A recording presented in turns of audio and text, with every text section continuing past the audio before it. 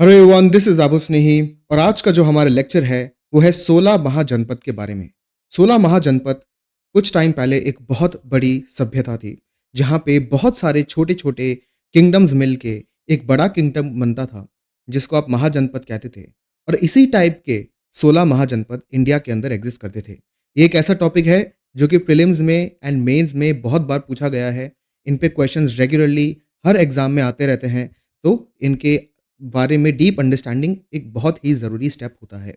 तो अगर आप ये सोचना चाहते हो कि ये 16 महाजनपद कहाँ थे, कैसे थे, तो एक बेसिक फैक्ट आपको जानना ज़रूरी है कि सबसे पहले इस पूरे इंडिया में जब हम बात कर रहे हैं तो ये है सेंचुरी 6th सेंचुरी बीसी की। 6th सेंचुरी मतलब 600 बीसी के अराउंड की ये बात है। एग्जैक्टली यहाँ पे अगर आप इस मैप को देखोगे तो यहाँ पे जो नॉर्थ ऑफ इंडिया है, यहाँ पे 15 महाजनपद थे और साउथ ऑफ इंडिया में एक एक्स्ट्रा महाजनपद था, जो टोटल हमारे महाजनपदों का नंबर 16 हो जाता है। तो ये चीज़ आपको पता होनी चाहिए।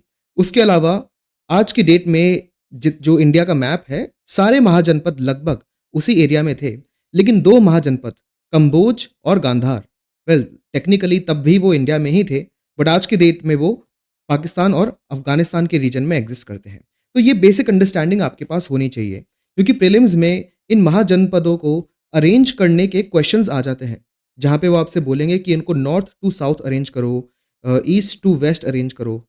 तो ऐसे भी क्वेश्चंस बन सकते हैं, तो हमें हर टाइप के पॉसिबिलिटी के लिए रेडी रहना है। बट ये है क्या? एक्चुअली होता ये था कि जनपद मतलब किसी भी ट्राइब की एक टेरिटरी। जो जन है, जन का मतलब होता है ट्राइब। अब ये जो ट्राइब है, इसने अपना पैर जहाँ रख दिया, वो उसकी टेरिटरी हो गई। इसी को जनपद बोला जाता था। लेकिन क्या है, कुछ टाइम बाद ये जो ट्राइब्स हैं, ये धीरे-धीरे स्ट्रॉन्ग होती गई और इनके अंदर जो एरियाज़ थे, वो बड़े होते गए। तो छोटे-छोटे जनपद जो हैं, वो मिल गए और ऐसे एक महाजनपद बन जाता है। और ऐसे हमारे पास 16 महाजनपद इकट्ठा होके आते हैं। तो ये काफ़ी इंटरेस्टिंग एक इनका ओरिजिन स्टोरी है, जो आपको पता होना चाहिए। सो पहले क्या था, जब 16 महाजनपद से पहले क्या हुआ करता था? देखो, पहले था अर्ली वैदिक पीरियड। एक्चुअली जब इंडस वैली सिविलाइजेशन का डिक्लाइन हो जाता है, और इंडस वैली सिविलाइजेशन कहाँ पे थी? इंडस नदी पर थी। वो थी इंडस नदी पर। लेकिन अगर आप इंडस नदी से ईस्ट की डायरेक्शन में आओगे, तो यहाँ पे आपको गंगा रिवर सिस्टम दिखता है। यहाँ पे आपको क्या दिखता है? Ganga river system. और गंगा रिवर सिस्टम के अराउंड जो सिविलाइजेशन पैदा होती है, उसी को आप वैदिक सिविलाइजेशन कहते हो। वैदिक सिविलाइजेशन भी 2 फेज़ में हुई, पहला फेज़ और दूसरा फेज़। तो जो पहला फेज़ था, वो 1500 से 1000 बीसी तक चला, ठीक है? जहाँ पे जो ट्राइबल सेटलमेंट्स थी, वो काफ़ी स्मॉल थी, बहुत ही छोटे-छोटे ट्राइबल ग्रुप्स थे। लेटर वैदिक पीरियड में क्या होता है, जो ये छोटे-छोटे ट्राइबल सेटलमेंट्स थे, ये इकट्ठा होके जनपद बनाते हैं और जनपद आपस में और इकट्ठा होके महाजनपद बना लेते हैं। तो जो सेकंड या फिर लेटर वैदिक पीरियड था, वो 1000 से 600 बीसी चलता है और 600 बीसी से ही फिर 16 महाजनपद हमें देखने को मिलते हैं। तो ये कुछ फंडामेंटल्स हैं जो आपको पता होने चाहिए। बट एक और क्वेश्चन आपके दिमाग में आएगा कि ये चीज़ आज से, मतलब ऑब्वियसली 2025 से ये हम 600 बीसी की बात कर रहे हैं, तो कितना ज़्यादा यहाँ टाइम बीत चुका है, तो हमें कैसे पता कि ये सिविलाइजेशन एग्जिस्ट करती थी? तो एक्चुअली कुछ आर्कियोलॉजिकल एविडेंस हैं, उसके अलावा कुछ लिटरेचर वाले भी एविडेंस हैं। अब क्या है, इन पर भी प्रीलिम्स में क्वेश्चन आ जाते हैं। क्वेश्चन इस टाइप से आ जाएगा कि 16 महाजनपद के बारे में कहाँ-कहाँ से हमें लिटरेचर में इन्फॉर्मेशन मिलती है, तो आपको इनका नाम पता होना चाहिए। एक क्वेश्चन ये आ जाएगा कि जो अंगुट्ट निकाय है, ये किस रिलीजन से मिलता हुआ एक लिटरेचर है? तो यहाँ पे लिखा है ये बुद्धिस्ट टेक्स्ट है। तो ऐसे भी क्वेश्चन आ जाते हैं प्रीलिम्स में कि वो यहाँ पे आपको लिटरेचर का नाम दे देंगे और यहाँ पे रिलीजन का नाम दे देंगे और आपको मैच द फॉलोइंग करना होगा। और भगवती सूत्रा एक जैन टेक्स्ट है, उससे भी हमें पता चला। पुराना ये हिंदू टेक्स्ट है। उसके अलावा अर्थशास्त्र ये एक एडमिनिस्ट्रेटिव टेक्स्ट है, जो कि कौटिल्य ने लिखा था। कौटिल्य, चाणक्य या फिर विष्णुगुप्त का दूसरा नाम है। तो ये आपको पता होना चाहिए, बेसिक चीज़ें हैं। और बहुत सारी छोटी-छोटी इंस्क्रिप्शंस हमें मिलती है, पत्थरों पे चीज़ें लिखी है, कुछ मैन्युस्क्रिप्ट्स लिखी हैं, मतलब जो पाम ट्रीज़ के पत्ते होते थे, उन पे चीज़ों को लिखा जाता था। इन सारी डायरेक्शन से हमें सोर्सेज़ से पता चलता है कि यहाँ पे 16 महाजनपद एग्ज़िस्ट करते थे। तो खुद जो 16 महाजनपद थे, वो 600 से 400 बीसी तक इंडिया में एग्ज़िस्ट करते हैं। अब 400 बीसी के बाद क्या होता है? 16 में से एक महाजनपद था जिसका नाम है मगध। वो सबसे ज़्यादा स्ट्रॉन्ग बन जाता है और वो पूरे ज़्यादा से ज़्यादातर जो इंडिया का रीजन है, उसको ऑक्यूपाई कर लेता है। तो 16 महाजनपद तो रहे ही नहीं ना, फिर तो एक बड़ा किंगडम ही रह गया फिर। तो यही होता है, तो 400 बीसी से पहले तक 16 महाजनपद एग्ज़िस्ट करते थे और इसको इंडिया का सेकंड अर्बनाइज़ेशन कहा जाता है। ऐसा क्यों? क्योंकि इंडस वैली सिविलाइज़ेशन इंडिया का फर्स्ट अर्बनाइज़ेशन था। ये कुछ बेसिक डिटेल्स हैं जो आपको ध्यान रखनी है। अब इसका ज्योग्राफिकल स्प्रेड कहाँ है? ऑब्वियसली जो मैंने आपको कहा था कि वैदिक सिविलाइज़ेशन गंगा नदी के आसपास और जो गंगा नदी की ट्रिब्यूटरीज़ हैं, उनके आसपास स्टार्ट होती है, वहीं पे ट्राइब्स रहती हैं और वहीं से ये जो बड़े-बड़े किंगडम्स हैं, ये निकल के आते हैं। तो वही इंडो गैंजेटिक प्लेन्स हो गया, डेक्कन मतलब साउथ ऑफ इंडिया में भी एक था, फिर नॉर्थ वेस्ट इंडिया में भी हमने देखा, जो पहाड़ों वाला रीजन है, हिंदू कुश पहाड़ हो गए जो अफ़गानिस्तान में, नॉर्दर्न हिमालयाज़ हैं, वहाँ पे भी कुछ महाजनपद या फिर किंगडम्स थे, जो हम मैप में जिनको हमने मैप में देखा और आगे भी देखेंगे। और यहाँ पे गवर्नमेंट किस टाइप की थी? देखो गवर्नमेंट 2 टाइप की थी। एक तो थी मोनार्की और दूसरी थी रिपब्लिक। मोनार्कीज़ क्या होती हैं? मोनार्कीज़ वो होता है जहाँ पे कोई राजा होता है और राजा का जो पूरा परिवार है, वो जनरेशन बाय जनरेशन उस किंगडम को रूल करता है। ये तो हो गई मोनार्की। इसका एग्ज़ाम्पल है मगध, कौशल, काशी। और रिपब्लिक्स क्या थे? रिपब्लिक्स वो थे जिनको आप ओलिगार्कीज़ कह सकते हो या फिर गण संघ भी उनको बोला जाता है। अब इनका मतलब क्या है? देखो ओलिगार्कीज़ क्या होती है कि जहाँ पे कुछ लोग आपस में मिलके पूरे किंगडम को रूल कर रहे हैं और मोनार्की में एक इंसान और उसका परिवार पूरे किंगडम को रूल करता है। तो यहाँ पे ओलिगार्की में क्या होता है कि एक इंसान है जो कि मान लेते हैं वो बहुत सारे मेसन्स का रिप्रेजेंटेटिव है। एक है जो कि बहुत सारे कारपेंटर का रिप्रेजेंटेटिव है। एक है जो कि बहुत सारे जो गोल्ड स्मिथ्स होते हैं उनका रिप्रेजेंटेटिव है। एक आदमी है जो कि शिप चलाते हैं या शिप बनाते हैं, उनका रिप्रेजेंटेटिव है। एक आदमी है जो सारे फार्मर्स का रिप्रेजेंटेटिव है। एक आदमी हो गया जो कि सारे ट्रेडर्स का रिप्रेजेंटेटिव हो गया। अब ये जो हर इंडिविजुअल छोटे-छोटे गिल्ड्स के रिप्रेजेंटेटिव्स हैं, ये साथ में आते हैं और डिसीजन लेते हैं। यहाँ पे तो क्या था एक किंग है जो कि सबके लिए डिसीजन ले रहा है, वही लॉ बना रहा है। यहाँ पे ऐसा नहीं है।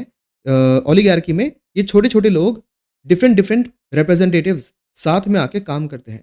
तो देख सकते हो ये इसको आप डेमोक्रेसी तो नहीं बोलोगे, बट यहाँ पे रिप्रेजेंटेशन तो एग्ज़िस्ट करता है कि आपके बीच में से एक इंसान ऊपर जाके डिसीजन ले रहा है और लोगों से बात कर रहा है और आपकी पक्ष की बातें सामने वो रख भी रहा है ना? आपने इसको चुना नहीं है वोट से, बट ये आपकी फील्ड में सबसे इन्फ्लुएंशियल इंसान था, इसलिए ये ओलिगार्की का मेंबर बन जाता है। तो ऐसे काम चलता था ओलिगार्की में, जिसको आप गण संघ भी बोलते हो। ये वज्जी, मल्ला ऐसे कुछ महाजनपद थे जहाँ पे ओलिगार्कीज़ एग्ज़िस्ट करती थी और इनको आप रिपब्लिक्स भी बोल सकते हो। तो ये बेसिक डिफरेंस आपको पता होना चाहिए। अब आपके दिमाग में एक और क्वेश्चन आएगा कि भई अर्ली वैदिक पीरियड में फिर लेटर वैदिक पीरियड आता है, उसके बाद महाजनपद इमर्ज हो क्यों जाते हैं? जो छोटे-छोटे जनपद थे, उनको मर्ज करने की ज़रूरत क्या पड़ी? एक्चुअली हुआ ये कि बहुत ज़्यादा प्रोग्रेस हो गई। बहुत ज़्यादा जब प्रोग्रेस होती है और बहुत ज़्यादा जब ग्रोथ होती है, तब क्या होता है? प्रोग्रेस होती है, ग्रोथ होती है, तो लोगों के पास पैसा ज़्यादा आता है, वेल्थ ज़्यादा आता है। फिर वेल्थ आती है तो क्या होता है? ऑब्वियसली लोग ज़्यादा अच्छे-अच्छे वेपन बनाएँगे और उस टाइम क्या था 1000 बीसी के अराउंड 1000 बीसी के अराउंड आयरन लोगों को मिल गया था और आयरन मिलने के बाद बहुत ज़्यादा हाई क्वालिटी वेपन बनना चालू हो गए। सिर्फ वेपन ही नहीं, जो एग्रीकल्चर के औज़ार थे, डिफरेंट काम करने के जो औज़ार थे, टूल्स जिनको आप कहते हो, वो भी बहुत स्ट्रॉन्ग बनने लग गए। तो क्या है बहुत ज़्यादा वेल्थ आ गई, बहुत ज़्यादा पावर आ गई और इसी के कारण जो एग्रीकल्चर भी इम्प्रूव हो गया क्योंकि एग्रीकल्चर के जो टूल्स थे वो बेटर हैं, लोगों के पास वेपन्स बेटर हैं, कारीगरों के पास जो औज़ार है वो बेटर हैं। तो प्रॉस्पेरिटी, पावर ये सारी चीज़ें एक साथ बढ़ती है। जो आयरन टूल्स हैं इसी पीरियड को एनबीपीडब्ल्यू भी बोला जाता है, northern black polish ware culture, ठीक है? इसके बाद क्या होता है एग्रीकल्चर का एक्सपेंशन हो जाता है, फाइन। जो लोग हैं वो परमानेंटली सेटल हो जाते हैं। जो वैदिक ट्राइब थी वो थोड़ी नोमैडिक थी, मतलब एक जगह से दूसरी जगह घूमती रहती थी। लेकिन जो मैंने अभी आपको बताया आयरन की डिस्कवरी के बाद ये चीज़ें बदलती हैं, वो परमानेंटली सेटल होना चालू कर देते हैं। उसके बाद फूड भी सरप्लस होता है। पहले तो फार्मर इतना ही उगाता था जितना वो उगा सकता है, लेकिन अब क्योंकि औज़ार उसके बेटर हैं, तो वो ज़्यादा अच्छे से खेत को जो सकता है, ये है। फिर rise of trade, urbanization and coinage, जब लोगों के पास पैसे आए, तो उन्होंने व्यापार चालू कर दिया और जिनके पास पैसा है, वो ज़्यादा चीज़ें खरीदने जाएँगे। अब कोई इंसान खरीदने आ रहा है, तो उसकी डिमांड पूरी करने के लिए नई-नई चीज़ों का प्रोडक्शन भी चालू हुआ, तो नए-नए मार्केट्स आ गए, नए-नए कॉइन्स बनने चालू हो गए। ये सारी चीज़ें हो गई और जब पावर और वेल्थ आ जाती है, तब वॉर भी आ ही जाता है, क्योंकि यहाँ पे ये आ जाता है ना कि भई हमें और एरिया चाहिए इस ग्रोथ को एक्सपैंड करने के लिए और आर्मी अच्छी है, वेपन्स है, तो चांस लेते थे और टेरिटरी का एक्सपेंशन करने की वो कोशिश करते थे। तो ऐसे करते-करते जो जनपद थे, वो महाजनपद में क्लब हो जाते हैं और 16 महाजनपद हमारे पास आ जाते हैं। मैं आपको रिकमेंड करूँगा कि हर महाजनपद की जो लोकेशन है, वो आपको पता होनी चाहिए क्योंकि इन पे क्वेश्चन्स बनते हैं। ठीक है? डायरेक्टली क्वेश्चन्स बन रहे हैं कि ये कहाँ है, ये कहाँ है? इनको अरेंज करना है north to south, east to west, तो उन सब के लिए आपको रेडी रहना है। जैसे असक यहाँ पे नीचे की साइड है, अवंती मध्य प्रदेश, गुजरात और राजस्थान के बॉर्डर पे है, अंगा बंगाल के रीजन में है, कुरु ये दिल्ली के अराउंड है, ठीक है? मत्स्य ये राजस्थान का जो ईस्टर्न रीजन है, वहाँ पे एग्ज़िस्ट करता है। ठीक है? तो और देखो ये मल्ला, वृज्जी, कौशल ये हिमालय की जो नीचे वाली जो हिमालय के पहाड़ हैं, वो जहाँ पे ख़त्म होते हैं, इन लोअर एरियाज़ में यहाँ पे ये किंगडम्स एग्ज़िस्ट करते थे। देखो गांधार और कंपोज काफ़ी नॉर्थ वेस्ट रीजन में है और ये भी पहाड़ों में है। जो हिमालय है ना, हिमालय आपको दिखता तो ऐसे है, लेकिन वो थोड़ा ऐसे घूम जाता है आगे की साइड। तो यहाँ पे अफ़गानिस्तान आ जाता है एक तरह से और यहीं पे हिंदू कुश माउंटेन्स हैं। इन माउंटेन्स का नाम है हिंदू कुश माउंटेन। तो हिंदू कुश माउंटेन हो गए और ये जो नॉर्थ वेस्टर्न हिमालयाज़ है, यहाँ पे गांधार और कंपोज एग्ज़िस्ट करते थे। चलो, अब हमारी रिस्पॉन्सिबिलिटी क्या है? अब इसमें जिस टाइप से क्वेश्चन्स आते हैं, उनको समझना हमारी रिस्पॉन्सिबिलिटी है। तो प्रीलिम्स में क्या है, डायरेक्टली क्वेश्चन आ जाएगा। जैसे यहाँ पे कौशल महाजनपद के बारे में हम पढ़ेंगे, तो उसकी कैपिटल पूछ सकते हैं और उसकी कुछ डिटेल्स पूछ सकते हैं। उसके अलावा उसकी जो लोकेशन है, वो भी पूछ सकते हैं। तो इसी तरह से हमें पढ़ना है।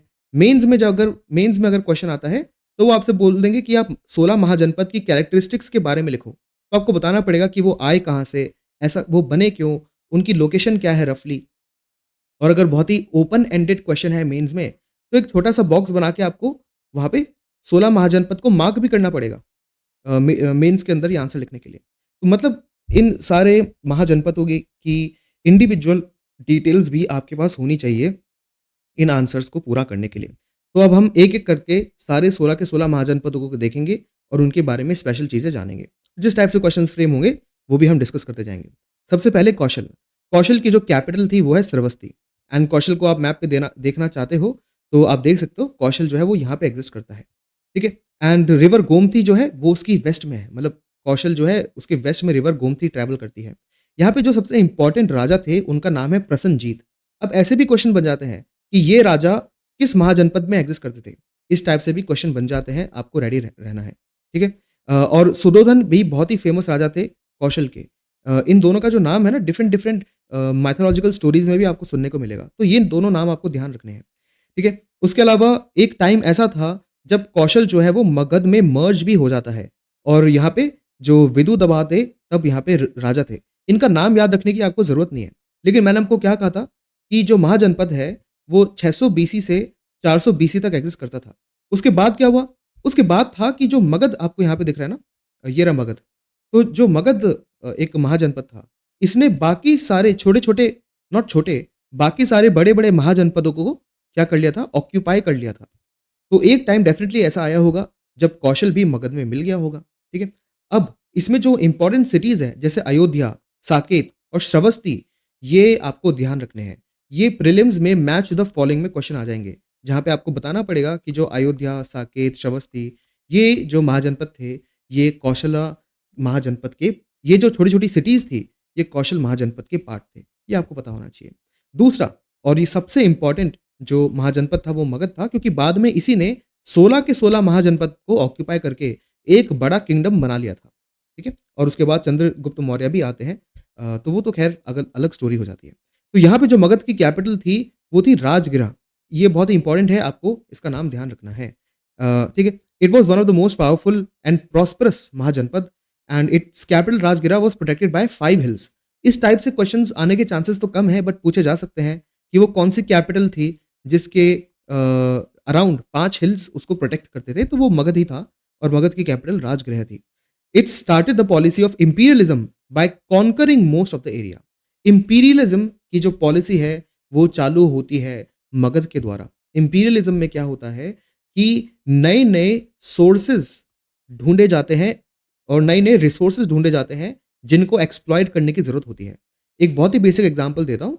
सपोज़ मगध जो है वो काफ़ी स्ट्रॉन्ग बन गया। सारे महाजनपद में से वो सबसे स्ट्रॉन्ग बन गया। लेकिन जितना वो स्ट्रॉन्ग बनता है उसके लोग उतने रिच हो जाते हैं। लोग जितने रिच होंगे उनकी डिमांड उतनी बढ़ेगी और मगध बड़ा तो था बट इतना बड़ा नहीं था कि इन सब की डिमांड पूरी कर पाए। तो एक ही अब चारा रहता है कि आस-पास वाले इलाके को वो अपने अंदर लाए ताकि लोगों की डिमांड पूरी हो और इसके लिए उन्होंने इंपीरियलिज्म चालू करा और आस-पास वाले रीजन्स को कॉन्कर करना चालू करा। ठीक है? मगध वाज़ सेपरेटेड फ्रॉम अंगा बाय द रिवर चंपा। अगर आप इस मैप पे देखोगे तो यहाँ पे जो बंगाल रीजन में अंगा था, उससे जो मगध यहाँ पे अंगा है और यहाँ पे रिवर चंपा है, जिससे मगध अंगा से सेपरेटेड था। इस टाइप से भी क्वेश्चंस आपसे पूछे जा सकते हैं, आपको ये याद रखना है। फिर छेदी। छेदी एक बहुत ही इंटरेस्टिंग एक छोटा-सा महाजनपद था। आप यहाँ पे देख सकते हो, ये मध्य प्रदेश और छत्तीसगढ़ वाले रीजन में एग्ज़िस्ट करता है, जो आपको यहाँ पे दिख भी गया है।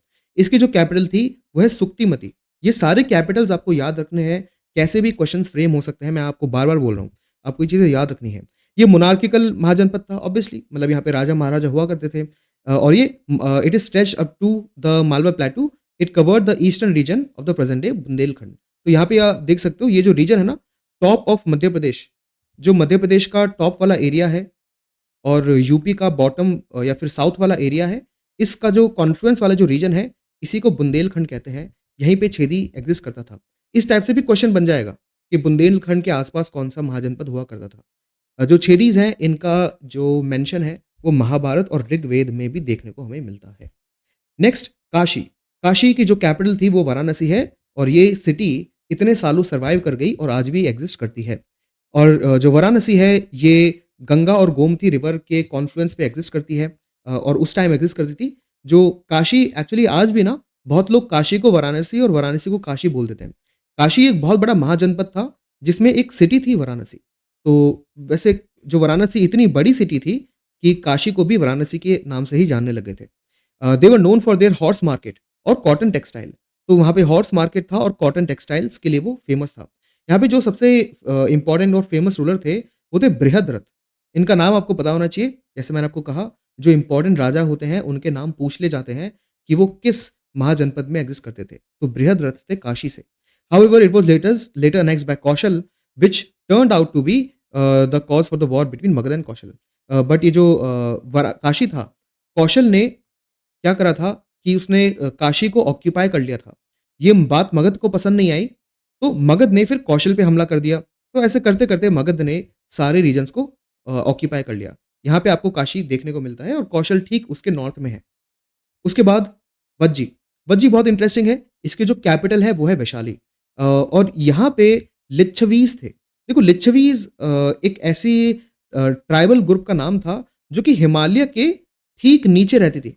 मतलब जो नदियों वाला प्लेन रीजन है ना, वहाँ पे ज़्यादा लिच्छवीज़ नहीं थे। ज़्यादातर जो लिच्छवीज़ थे वो हिमालय के नीचे वाले रीजन में थे और जो ज़्यादातर आप खुद देखो कि हिमालय जो है वो एक बहुत अच्छी प्रोटेक्शन देता है।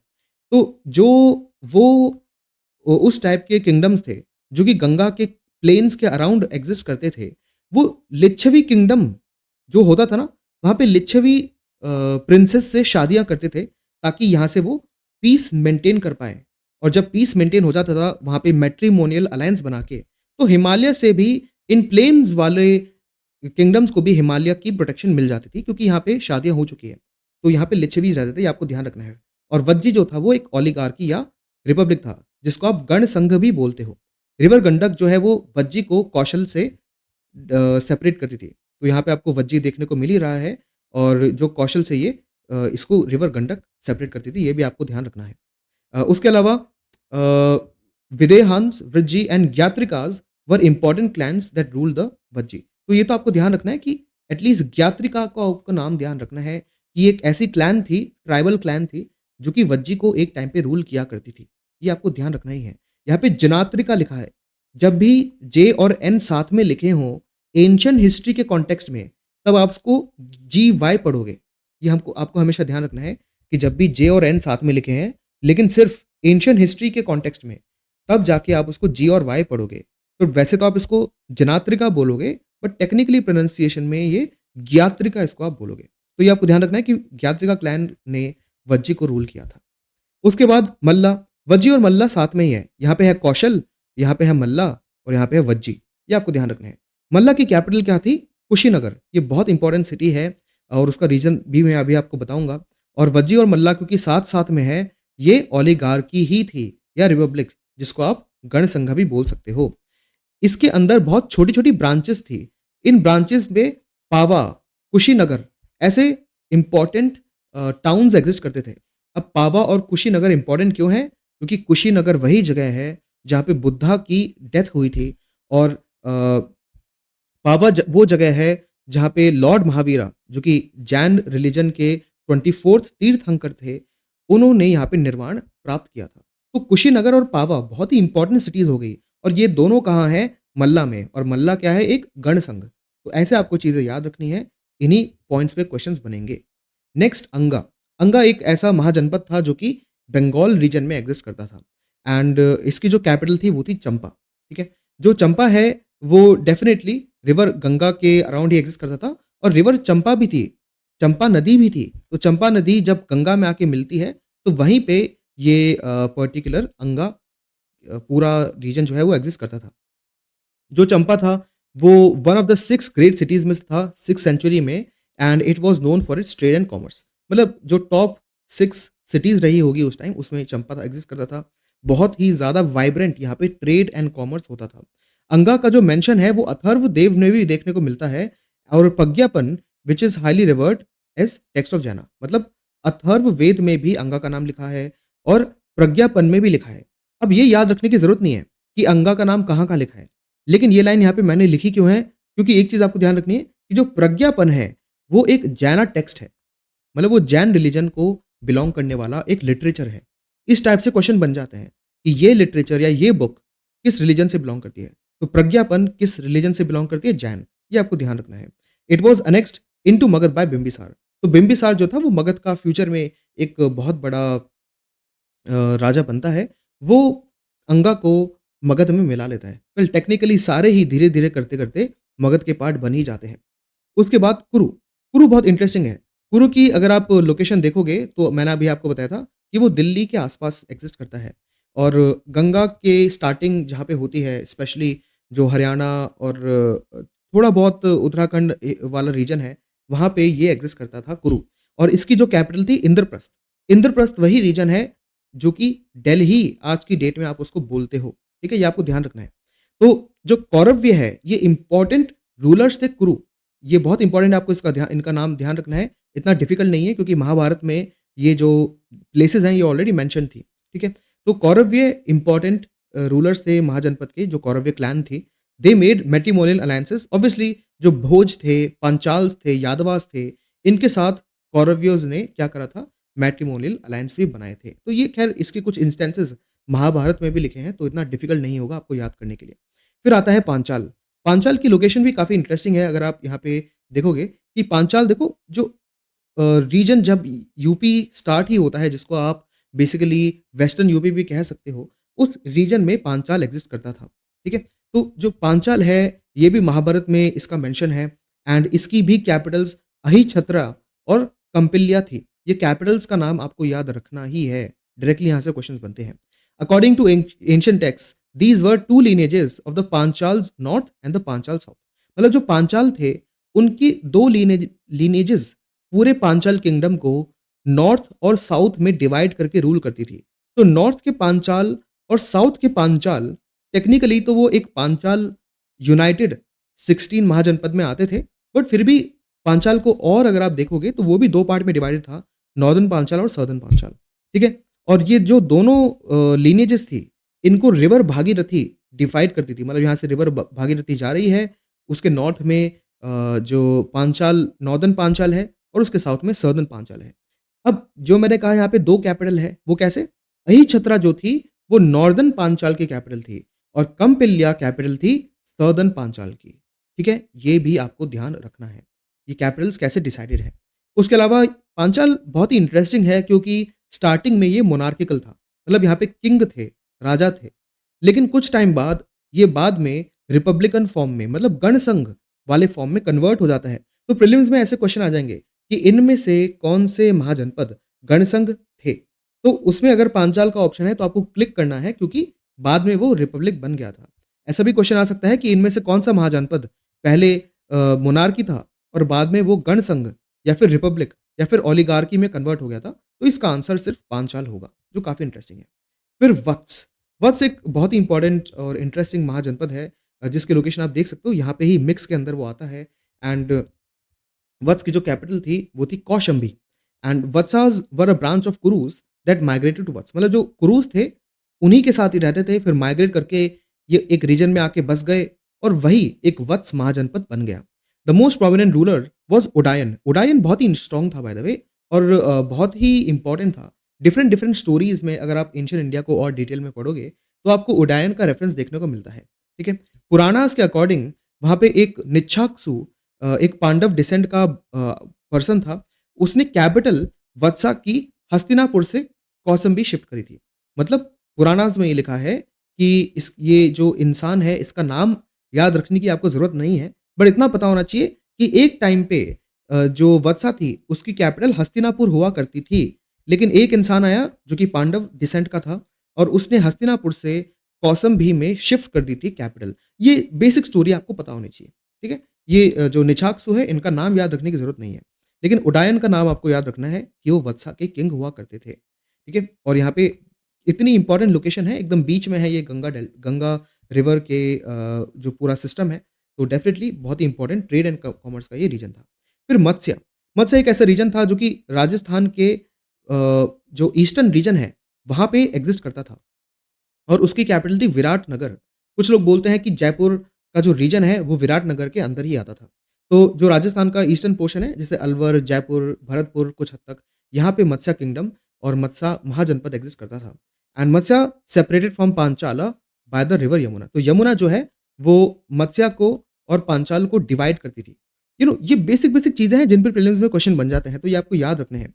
There capital city was famed as the hiding place of Pandava, ये इतना इम्पोर्टेंट नहीं है।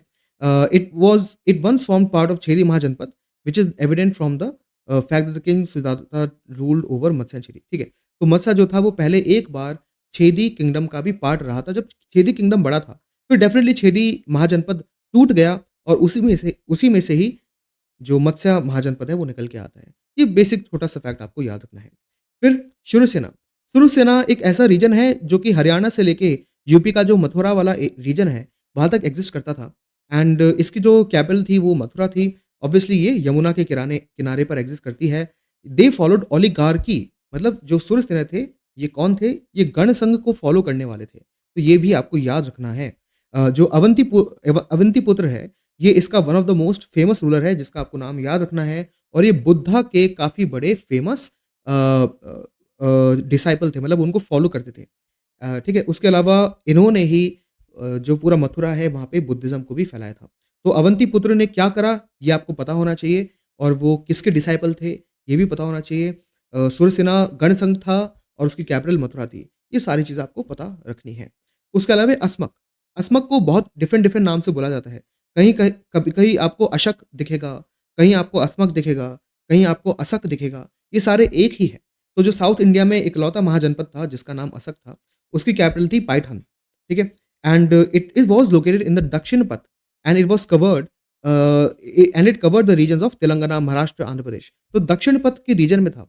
एक्चुअली जो इंडिया था वो जब मगध पूरे इंडिया को ऑक्यूपाई कर लेता है, जब मगध पूरे इंडिया के किंगडम्स को ऑक्यूपाई कर लेता है, तो वो क्या करता है एडमिनिस्ट्रेशन के लिए डिफरेंट डिफरेंट ज़ोन्स बना देता है।